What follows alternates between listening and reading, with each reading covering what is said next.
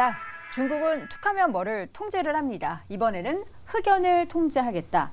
이거 왜 강화가 되고 통제를 왜 하려는 걸까요? 뭐 다행히 이제 뭐 흑연 수출을 전면 금지하는 건 아니고요. 이제 일부 통제하는 건데요. 이게 중국 상무부가 지난 8월에도 이제 반도체 제조에 쓰이는 갈륨이랑 게르마늄 수출을 좀 통제를 했습니다. 그래서 이번에는 12월 1일부터 흑연 재료에 대한 수출 통제를 좀 강화하는 이런 걸 시행한다고 밝혔는데요.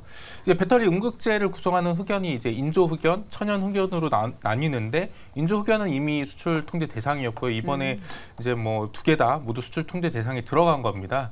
근데 다행히 이제 뭐 수출 통제 대상이라서 그렇게 큰 걱정을 하지는 않고 있긴 하지만 그래도 이제 아무래도 중국 수출 통제가 이번에 미국에 대한 좀 보복성 조치가 아니냐 이렇게 업계에서는 좀 해석하고 있고요. 그래서 아무래도 그러다 보니까 우리 배터리 기업에도 조금 영향이 미치지 않을까 이렇게 좀 내용이 나오고 있습니다. 근데 이제 문제는 이제 배터리 업체 쪽에 좀 얘기를 해봤는데 이게 뭐 구체적인 국가나 나라 뭐 기준, 기한 뭐 이런 게 딱 정해져 가지고 이렇게 한다 이렇게 하면은 좀 예측이 되는데 그게 지금 뭐 구체적으로 나온 게 아니라서 실질적으로 좀 시행을 해보고 좀 그래야지 좀 안다는 입장이고요. 그래서 업체들도 좀 미리 재고를 확보해 놓긴 하고 또 공급만 가변을 하고 있지만 그래도 좀 일부 영향은 미치지 않을까 이렇게 좀 보고 있습니다. 네, 흑연이 이제 배터리 관련한 음극재 주요 구성하는 광물이기 때문에 우리나라 기업들의 영향은 어떨까가 좀 관심이 쏠리는데 이게 보니까 우리나라의 대중국 흑연 관련한 수입 의존도가 굉장히 높아요.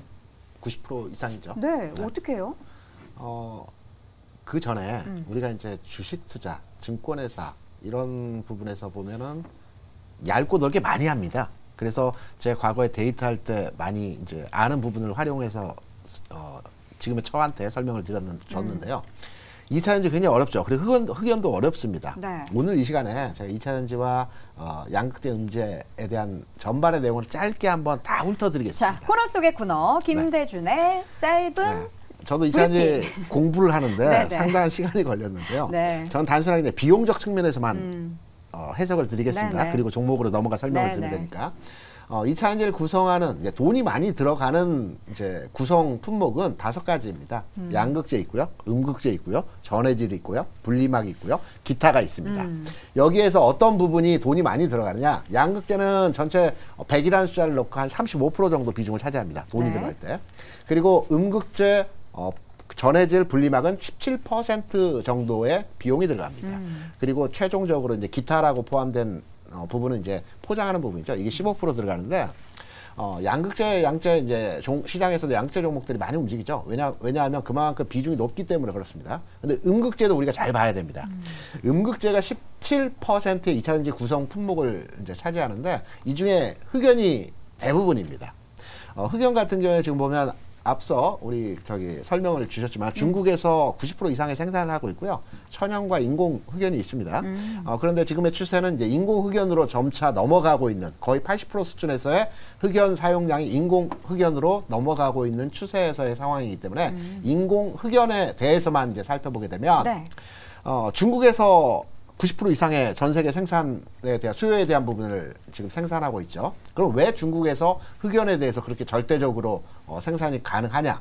흑연을 생산하는, 인공 흑연을 생산하는 기술력이 높지 않습니다. 전기가 많이 사용됩니다. 흑연을 생산하는, 특히 인공 흑연을 생산하는 원료는 우리가 보면 철강을 재련하고 난 그 찌꺼기, 그리고 원유나 석탄에서 나온 찌꺼기들을 가지고 전기로 이제 화학화 시켜서 이제 여기서 만들어내는 거거든요. 전기 사용량이 많기 때문에 이제 비용 때문에 중국에서 생산이 많이 되는 부분이고요.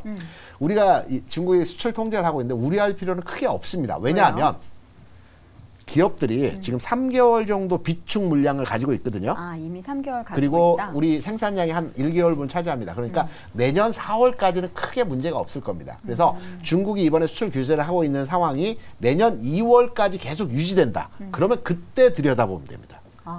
지금은 크게 동요할 필요 없다라고 보고 있고요. 내년 2월까지도 중국이 수출 규제에 대해서 흑연을 계속 추진하고 있다. 네네. 그렇다면 관련주를 한번 들여다봐야 되겠죠. 이게 그래서 우리나라가 이 중국 수출 통제 강화 이전부터 이러한 중국 의존도를 좀 낮추기 위해서 뭔가 움직임이 있었다라고는 하는데 뭐 성과가 좀 있나요?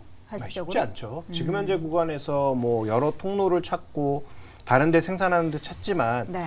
우리가 그렇게 지난 2년간 중국 공급망에서 벗어나고 미국으로 공급망 짜자라고 했는데 이게 뭐 몇 % 진행됐습니까? 그다음에 실제로 중국을 배제하면 지금 2차 전지 되는 거 있나요? 없죠. 양극재 생산? 내년부터입니다. 그리고 뭐 음극재 뭐 우리나라에서 생산하는 것 그것도 내년 내후년부터입니다. 네. 당장 할 수 있는 건 아무것도 없고요. 그래서 이제 중국의 압박을 집어넣는 것이고 그다음에 중국의 또 하나의 핵심 포인트는 미국과 비슷하게 하는 거죠. 미국도 IRA와 관련된 최종 합의와 관련된 부분 그 의심단체가 어디인지에 대해서 아직도 의문스럽게 뭉개고 있지 않습니까? 중국도 똑같이 뭉개고 있는 겁니다. 우리도 그럼 뭉개야죠 뭐.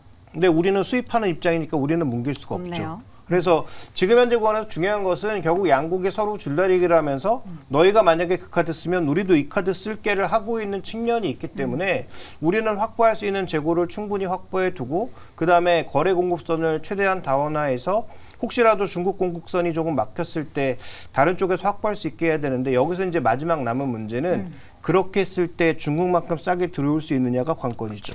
그렇지 않아도 지금 배터리 가격을 낮추고 싶은데 리튬 가격은 떨어지고 있어서 다행인데 만약에 흑연 가격이 급등하면서 또 가격을 움직여버리면 중국에서 생산해내는 배터리가 아무리 우리보다 품질이 나쁘다고 하더라도 거기서 낮은 가격으로 진입해버리면 거기에 또 가격 저항이 생길 수 있다는 점에서 일단 뭐 중국도 미국이 놓고 있는 그런 다양한 포석으로 대응하고 있다 정도로 생각하시면 될 것 같습니다. 이 가운데 포스코 퓨처엠 쪽에서의 움직임을 우리가 좀 유의미하게 내용을 확인해 볼 필요가 있을 것 같은데 뭔가 그 생산 능력을 점점점 높여지면 포스코 퓨처엠이 이런 상황 속에서는 더 돋보이는 이런 실적이나 앞으로의 움직임이 기대가 될 수 있을까요? 일단 포스코 퓨처엠 같은 경우에는 뭐 2차 전지를 만드는 주요 제품들을 저는 뭐 원자재들을 하나하나 가공을 하겠다라고 이제 선언을 한 상황이고요. 그쵸. 그런 상황에서 이제 우리나라에서도 인공 흑연을 만들겠다, 인조 흑연을 만들겠다라고 하면서 뭐 생산 능력을 확보하겠다고 이야기는 했으나 문제는 공장이 하루아침에 뚝 떨어지는 게 아닙니다. 그쵸. 네, 그렇기 때문에 이 부분은 시간이 걸린다라 좀 보셔야 될 것 같고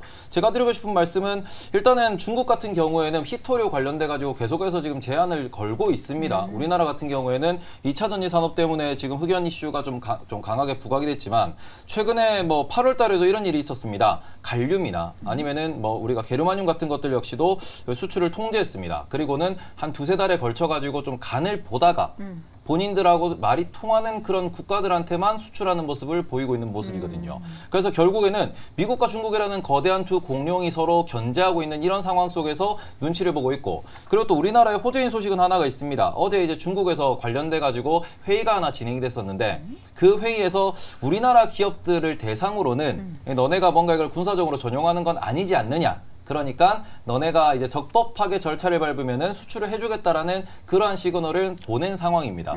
그래서 이런 걸 보시면은 지금 중국 역시도 우리나라한테 원하는 게 있거든요. 네. 제일 답답한 건 이거예요. 중국이 우리나라한테 원하는 게 있고 우리가 중국한테 원하는 게 있으면은 서로 이걸 딜을 걸어야 되는데 우리나라는 이런 딜에 아주 소극적입니다.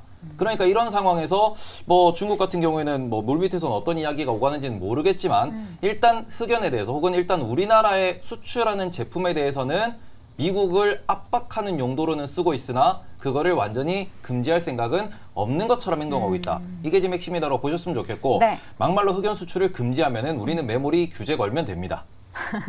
그러잖아요. 메모리 그쵸. 규제 걸면 돼요.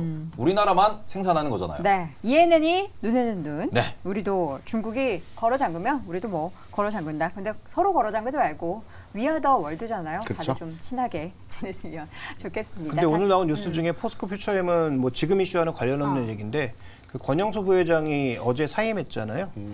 어제 LG엔솔에서 사임하고 지금 뭐 그 모 언론에서 단독 기사로 나온 게 포스코 퓨처엠 수장으로 가십니까? 간다는 얘기가 나오고 있는데 그래요? 그건 뭐 사실 확인 더 해봐야 됩니다. 네. 뭐 단독 기사기 때문에 뭐 팩트 확인은 더 필요한데요. 근데 이분은 뭐 제가 알기로는 LG에 있었던 기간 동안 LG전자, 디스플레이, 화학 다니시면서 전부 구조조정하셨던 분이거든요.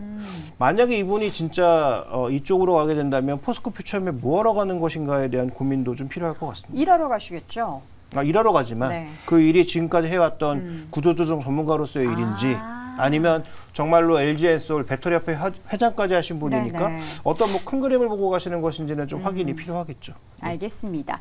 자, 이렇게 해서 오늘 흑연 수출 제한에 따른 2차 전지 관련한 영향 확인해봤고요. 네 분의 의견 다시 한번 정리해보죠. 김대중 고수 먼저 시간적 여유를 가지고 좀 지켜보는 구간이다. 김종효 고수는 중장기적인 대책이 중요하다. 김민기 고수는 흑연 수출 전면 금지는 쉽지 않을 것이다. 테이버 고수는 중국은 흑연 통제, 그럼 우리는 메모리 통제라고 의견을 남겼습니다. 자, 이번에는 우리 박세미 아나운서와 함께 우리 시청자 고수분들의 의견 확인해 보는 시간이고요. 더불어서 오늘 두 분을 추첨해서 선물 드릴 예정이니까요. 여러분, 박세미 아나운서와 함께 확인해 보시죠.